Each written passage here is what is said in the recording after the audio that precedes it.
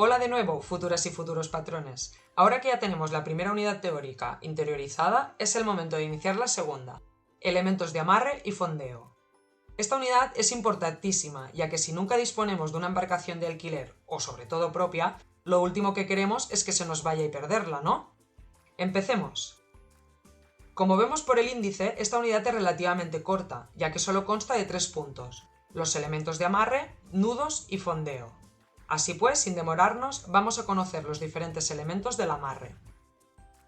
Para empezar, debemos entender que los elementos de amarre son todos aquellos elementos que nos ayudan a amarrar, que es atar o sujetar la embarcación, por medio de cabos o cadenas. Seguidamente, dibujados como circunferencias negras, observaremos los norais, los cuales son piezas de hierro fundido clavadas en el muelle, o pantalán, que sirven para hacer firmes los diferentes cabos o cadenas. Podemos ver cómo son en realidad en la imagen de abajo a la derecha. Se ve fácil que tienen la parte superior más gruesa para evitar que se salgan las gazas. Cabe destacar que si queremos dar firme más de un cabo en el noray, la gaza del segundo se amarrará en el noray pasándola antes por el interior de la del primero. Así podremos retirarlas en el orden que deseemos al momento de zarpar. Las elipses amarillas que han aparecido ahora son las defensas. Estas son objetos flexibles que evitan que el casco de la nave se golpee contra otros buques o contra la pared del muelle. Esta barra larga que acaba de aparecer debajo es el bichero, que no es más que un asta con un gancho en su extremo. Sirve para ayudar a atracar y desatracar, e incluso para recoger objetos que han caído al agua o están flotando. Ahora bien, si queremos amarrar la embarcación al noray, como vemos en la animación, necesitaremos tener en nuestra nave algún lugar donde sujetar el chicote. Esta función la realiza la cornamusa, que tiene forma de T, y la vita, que sirve para hacer firmes cabos de mayor grosor. La guía, una pieza también firme en la cubierta, sirve para conducir los cabos o cables durante la maniobra. Y terminando con los elementos de cubierta, tenemos la roldana. Esta es una rueda de madera, hierro o plástico con el perímetro anclado, por donde se laborean los cabos y las drizas. Finalmente, fuera de la embarcación tenemos el muerto, que es un bloque de cemento, piedra, hierro o cadena que está situado en el fondo marino y firmemente sujeto. Al muerto se le unen cadenas o cabos con una boya en el extremo superior para poder localizarlo. Estos sirven para amarrar el buque, tal y como muestra la animación, y así evitar tener que utilizar el ancla dentro del puerto. Ahora vamos a hablar de los cabos, que es lo que nos hará unir todos los elementos de amarre y nuestra embarcación. En primer lugar, y para que nos vayamos acostumbrando, es importante llamar a las cosas por su nombre, y en la náutica las cuerdas siempre se llamarán cabos, al igual que decimos proa y no delante. Los cabos pueden ser de nylon, poliéster, polipropileno u otros. Además, la terminología náutica también da nombres singulares a sus diferentes partes. El chicote es simplemente el nombre con el que se designa el extremo de un cabo.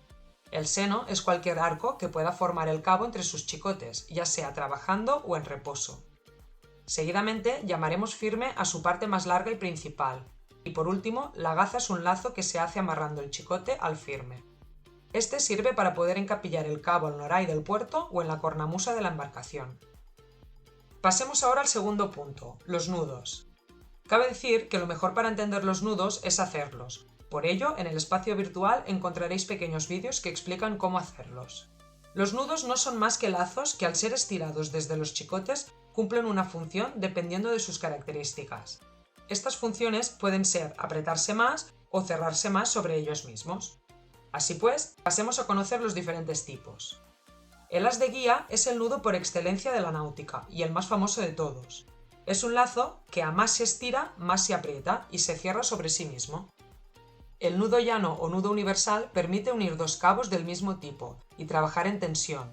Es la manera más efectiva de conseguir un cabo más largo y se suele utilizar en maniobras como la de remolque. La vuelta de rezón es un nudo más sencillo, pero no ofrece mucha seguridad porque se podría soltar si recibe tensión de diferentes direcciones.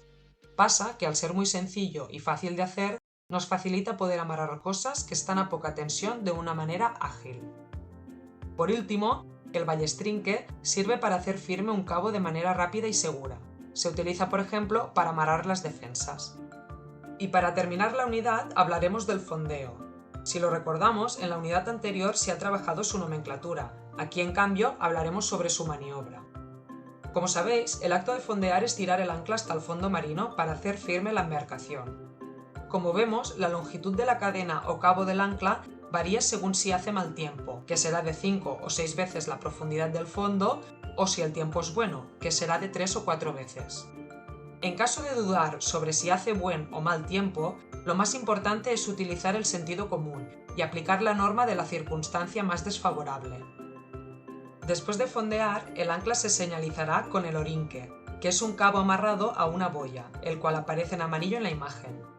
El orinque nos permitirá, en primer lugar, situar el ancla y, en segundo lugar, poder izarla en caso de engancharla en un fondo rocoso. Sin embargo, al fondear también puede pasar que el ancla no quede firme al fondo y que resbale. Esta acción se conoce como garreo. El garreo lo evitaremos si tenemos puntos claros de referencia, y así podemos observar que el buque no se desplaza. Nos puede confundir, sin embargo, la acción de girar o borneo. En este caso el giro es alrededor del ancla y el buque se desplaza lejos de la costa, producido básicamente por la acción del viento o la corriente. Variará su radio según la profundidad del fondo.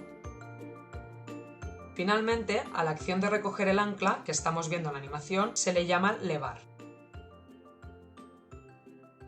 La maniobra de fondeo también tiene ciertas peculiaridades que pasaremos a comentar.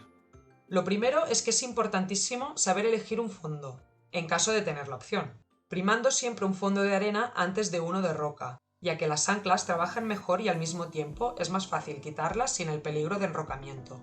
Por la calidad del fondo distinguiremos entre malos o buenos tendederos. Lo segundo es el fondeo en la gira, que es la maniobra más sencilla para las embarcaciones de recreo, ya que se basa en fondear en una sola ancla. Ocurre que, sin embargo, se debe dejar una zona de seguridad, porque como se ha explicado al hablar del borneo, podemos girar alrededor de un círculo y abordar otra embarcación. Y el tercer concepto es la vigilancia del fondeo. Para evitar problemas como el del posible garreo, tendremos en cuenta varias marcas o referencias visuales que nos ayudan a detectarlo.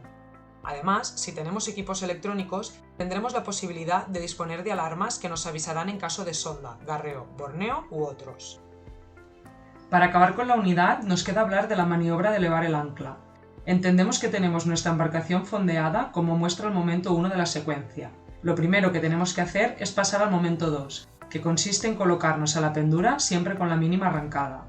Entonces, en el momento 3, pasaremos a elevar el ancla poco a poco, ya sea con la mano si es una embarcación pequeña o con el molinete si es más grande. Finalmente, la dejaremos en posición de reposo como muestra la situación 4. Y aquí termina la segunda unidad, que es la más breve. Seguimos en la tercera.